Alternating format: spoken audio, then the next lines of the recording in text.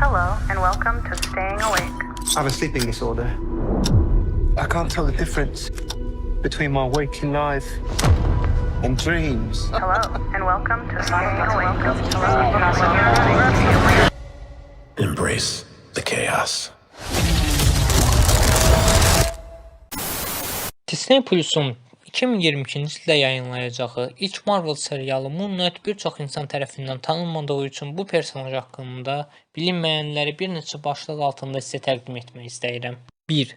Origin. Illinois ştatının Chicago şəhərində anadan olan Mark Spector 30-cu illərdə Yahudi soyqırımından qaçan Yahudi bir din adamı olan atanın üsyankar və itaətsiz oğlu idi. Atasını qorxaq biri hesab edirdi. Çünki xalqına qarşı törədilən bu soyqırıma qarşı gəlmədiyi üçün atasını zəif və qorxaq olaraq görürdü. Nəhayət ailəsindən uzaqlaşan Mark əvvəlcə ağır çəkidə boksla məşğul olur. Sonra isə Birləşmiş Ştatların dəniz qoşunlarına daxil olur. Burada Mark xüsusi təyinatlı kimi ciddi bir təlim alır. Qısa müddət sonra bacarıqları ilə diqqət dairəsinə girən Mark CIA-yə qatılır. CIA-də William Cross kimlərlə işləyən Markın taleyi qardaşı Randall Spector'la kəsişir. William Cross bir müddət sonra Crossfire adlı bir düşmənə çevriləcəkdir. Qardaşı Mark kimi CIA agenti idi. Lakin Randall CIA-dən gizli bir şəkildə silah qaçaqçılığı ilə məşğul olurdu. Bu hadisəni ilk görən Markın o vaxtki sevgilisi Liz oldu. Yaxalandığını anlayan Randall dərhal Lizanı balta ilə vəhşicəsinə öldürdü. Sevgilisini itirən Mark amansızcasına qatil qardaşının arxasınca getdi. Nəticədə onu yaxaladı və az qala öldürürdü. Qumbara partlaması nəticəsində son anda xilas edilən Randall ölmüş kimi görünsə də sonradan sağlığı məlum olur. Müəyyən bir müddət sonra CIA-dən ayrılan Mark həyatını muzlu əskər olaraq davam etdirdi. Afrikadakı missiyaları zamanı o daha sonra onun yaxın dostu və pilotu olacaq olan fransız Jean-Paul Frenchy ilə dostluq elədi. Terrorçu Raoul Bushmanla işləməyə başlayan Mark müxtəlif ölkələrdə müharibələrdə və hökumətlərin devrilməsi əməliyyatlarında şəxsən iştirak edib. Lakin o, Bushmanın qəddar üsullarından getdikcə narahat olur. Həyatında ilk dəfə vicdanının səsini duyan Mark bu vəziyyətdən getdikcə narahat olmağa başladı. O zaman Dr. Peter Alrin adlı arxeoloq Sudanda Misir firavununun məzarını qazırdı. Qızıl və qiymətli əşyalarının çıxarıldığı barədə şayiələri eşitdikdə dərhal məzara qarət edir və Dr. Alrin də həmin məzarın içində öldürür. Bushmanın etdiklərindən kifayət qədər bezən Mark nəhayət doğru olanı etmək qərarına gəlir və Dr. Alrinin qızı Bushmandan qaçmağa icazə verir. Markın xəyanətindən sonra Bushman və Mark vəhşicəsinə döyüşür. Bu döyüşdə Mark ağır yaralanaraq məğlub olur. Bununla yetinməyən Bushman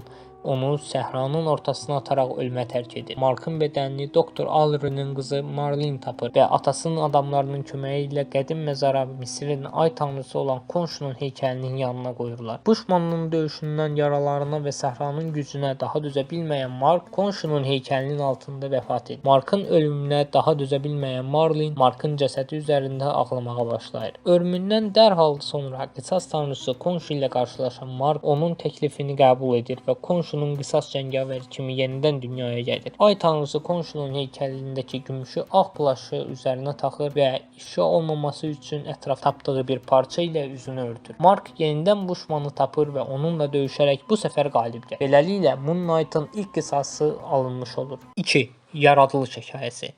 Moon Knight ilk dəfə Doug Mahnke tərəfindən yazılmış və Don Perlin tərəfindən çəkilmiş Werewolf by Night cizgi romanının 32-ci buraxılışında mafiya təşkilatı tərəfindən işə götürülən ovçu kimi qarşımıza çıxırdı. Hekayədə sadəcə 2 bölüm üçün görünən Moon Knight oxucu tərəfindən çox sevildiyindən daha sonra The Defenders və Spider-Man kimi personajların cizgi romanlarında qonaq obraz olaraq rəsm edilib. Moon Knight'ın öz cizgi romanına qavuşması isə 80-ci illərdə baş vermişdi. 3. Həyatı və macəraları. Bushmanı məğlub etdikdən sonra Mark, Marlene və Frenchy və ay tanrısı Konşunun heykəli ilə ABŞ-a qayıdır. New Yorka gələn kimi şərlə mübarizə aparmaq istəyən Mark, keçmiş illərdə yığdığı təcrübə ilə Steven Grant adlı ikinci şəxsiyyəti yaradır və bu şəxsiyyətlə şirkət qurub milyonçu olur və qazandığı bu pullarla cinayətə qarşı mübarizəsini maliyyələşdirməyə başlayır. Köhnə muzlu günlərindən uzaqlaşmaq üçün Steven Grant öz şəxsiyyətinin bir qədər Batman'in Bruce Wayne'i istifadə etdiyi kimi istifadə edir. O, milyonçu sahibkar kimi New York'un oliqarxlarının arasına qoşula bilir. Bu yolla o, varlı iş adamlarının planladıqları cinayət əməllərinin yazıldığı və çəkildiyi gizli məclislərdə iştirak edir. O, daha alt təbəqədən məlumatları toplamaq üçünsə Jake Lockley adlı taksi sürücüsü şəxsiyyətini yaradır. Beləliklə o küçələrdə daha sərbəst hərəkət edə bilirdi. Lockley kimliyindən istifadə edərək Crowley ləqəbli evsiz Jenna Landers və onun 2 oğlu Ricky və Ray ilə əlaqə saxladı və onları küçə səviyyəsindəki cinayətlər haqqında məlumat almaq üçün istifadə etməyə başladı. Qısa müddət sonra o özünü üçün ay cəngavəri temalı kostyumlar və silahlar yaratmağa başlayır. Nəqliyyat vasitəsi olaraq isə monokopter adlı uçan nəqliyyat vasitəsindən istifadə edirdi. Markın ilk işi dostu Frenchinin fransız iş adamı kimi əlaqə saxladığı komitə adlı bir qrupla idi. Bu aristokratların qrupu Jack Russell adlı bir qurd adamı ələ keçirmək və tək əldən şəhəri idarə etmək istəyirdilər. Frenchi ikili oyunla Markı komitə üzvlərinə təklif edir. Komitənin qarşısına parlaq şəkildə gələn Mark qurd adama qarşı ay döyüşçüsü temalı kostyum və silahları ilə komitəni valeh edir və işi alır. Qurd adamla döyüşür və dərdlərini bir-birlərinə danışdıqdan sonra ittifaq yaradıb komitəni dağıdırlar. 3-4 şəxsiyyətlə yaşadığı üçün mental olaraq zədələnən Mark əvvəlcə çoxlu şəxsiyyət pozğunluğu, sonra isə dissosiativ şəxsiyyət pozğunluğu keçirir. Bir neçə ay sonra Marley'nin sağalması üçün etdiyi təzyiqlər nəticəsində o Moonlight kimliyindən imtina edir və mürəkkəb və mehriban Steven Grant şəxsiyyətindən istifadə etməyə başlayır. Beləliklə Jake Lockley və Mark Spector şəxsiyyətlərindən imtina etmiş olur. Həyatına davam edən Mark bir müddət sonra yuxularında qonşunu görməyə başlayır. Əvvəlcə bu görüntülərə qarşı çıxan Mark nəhayət bu görüntülərə çarə tapmaq üçün Misirdəki Krallar Vadisinə getməyə qərar verir. Krallar Vadisində qonşunun 3 keşişi ilə qarşılaşan Mark taleyini qəbul edir və kahinlərdən yeni Moonlight paltarını alır və bədənini qonşuya təslim edir. Bədənini qonşuya təhvil etdikdən sonra super güclər qazanan Moonlight Misirdəki qədim məbəddə tələyə düşən Avengers'ı xilas edir. Bu hadisədən sonra Avengers'dan dəvət alan Moonlight Tigra ilə yaxın olur. Sonralar Moonlight'ın ay tanrısı qonşunun ruhu tərəfindən idarə olunduğu anlaşıldıqda, ay cəngavərinin qisasçılarla qarşılaşmasından başlayaraq verdiyi bütün qərarların qonşunun qərarları olduğu ortaya çıxır. Qonşu fani həyatı yaşamağın artıq kifayət olduğuna qərar verəndə Markın şəxsiyyəti geri qayıdır. Geri qayıtdıqdan sonra tək başına daha rahat və xoşbəxt olacağına qərar verən Mark Avengers'dan ayrılır. Beləliklə cinayətlə mübarizə aparmaq üçün Marlene və Frenchinin yanına qayıdır. Bu müddət ərzində o geri qayıdıb Marleni qaçıran düşməni Bushmanla mübarizə aparır və Moonlight adını almağa çalışan qardaşı Randall'ı öldürür. Daha sonra Punisher kimi personajlarla əməkdaşlıq edən Mark özü üçün yeni adamantium lehimli zireh hazırlayır. Bir müddət sonra Daredevil'ın qurduğu, lakin normal adı olmayan Marvel Knights kimi adlanan küçə səviyyəli qəhrəmanlar və anti-qəhrəmanlar qrupuna qatılır və bu qrupu maliyyələşdirir. Keçmiş düşməni Bushman təkrar qayıtdıqda kifayət qədər amansız bir döyüşdən sonra Bushmanın üzünü üzür. Lakin binadan yıxılarkən ayağını sındıraraq lic olur. Bu hadisədən sonra daha da dəli olan Moonlight Punisher'dan da qəddar olmağa başlayır. Civil War zamanı o nə Kapitan Amerikanın nə də Tony Stark'ın tərəfində olmamışdır. Hər halda hər iki tərəf Moonlight'ın psixopatik üsullarına görə öz tərəfində görmək istəmir. Civil War'dan sonra qeydiyyat qanununa yazılmaq istəyən Moonlight əvvəlcə həkimi hədələyib,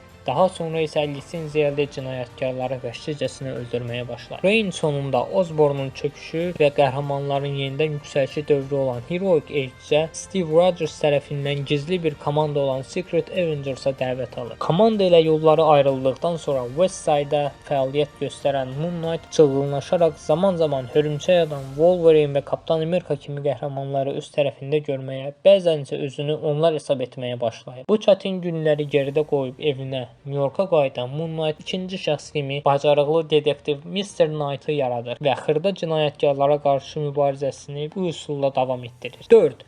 Bacarıqları. Çoxsaylı şəxsiyyətlər sayəsində beyinə yönələn psixi hücumlara və telepatlara qarşı adi bir insandan daha da davamlı, ağrıya qarşı da anormal dərəcədə dözümlüdür. Yaraları və zədələri nə qədər də yüksək olsa, bədəni imkan verdiyi müddətcə döyüşməkdən əl çəkməyəcək. Keçmiş peşəkar boksçu, komando, CIA agenti və muzlu əsgər kimi təlimi və təcrübələri olduğundan hərbi strategiya və plan qurmada Punisher qədər güclüdür. O, gizlənmə, sızma, işgəncə və sorğu üsulları üzrə ixtisaslaşmışdır. Moonlight Knight yaxşı sürücüdür, hətta yaxşı bir pilotdur və istənilən növ uçan nəqliyyat vasitəsini, o cümlədən kosmik gəmini idarə edə bilir. Döyüşçülərin hərəkətlərini kopyalaya bilən Taskmaster Moon Knight'ın döyüş stilini kopyalamağa nifrət edir. Çünki digər döyüşçülərdən fərqli olaraq Moon Knight zərbələrdən yayınmır. Ay tanrısından aldığı güclər sayəsində onun gücləri ayın fazalarına görə normal insandan super insana doğru irəliləməkdədir. Tam ay olduğu zaman güc, dözümlülük, sürət və refleksləri inkişaf edir. Moon Knight Khonshu'nun dünyadakı avatarı olduğu üçün ay işığı altındaykən Khonshu'nun sahib olduğu bütün mistik güclərə sahib olur. Bu güclərin arasında ən təsirlisi ay daşlarından düzəldilmiş bütün cisimləri manipulyasiya edib toxunmadan hərəkət etdirə bilməsidir və bu gücü sayəsində Odin Force'a sahib kosmik Thor'la döyüşərkən Mjolnir'i qaldırıb Thor'u məğlub etmişdir. Bildiyiniz üzrə Mjolnir uru metalından hazırlanmış bir cisimdir. O zaman deyə bilərsiniz ki, uru metal ilə ay daşının nə dəxlisi var? Uru metalı çox qədim bir metal olduğundan daha kainat yaranarkən ortaya çıxmış və ayın yaranmasındakı əsas komponent olmuşdur. Bunun vasitəsilə də Moon Knight Mjolnir'i qaldırıb Thor'u məğlub etmişdir. Sahib olduğu bir başqa özəlliyi isə gücün mənimsənilməsidir. Bu özəlliyi vasitəsilə müxtəlif super qəhrəmanların gücünü uğurlayıb gücsüz forma sala bilir. Bir də qarşısındakının keçmişini görmə kimi bir gücü vardır ki, bu da digər güclərinə nəzərən çox da böyük bir şey olmasa da hər halda faydalıdır.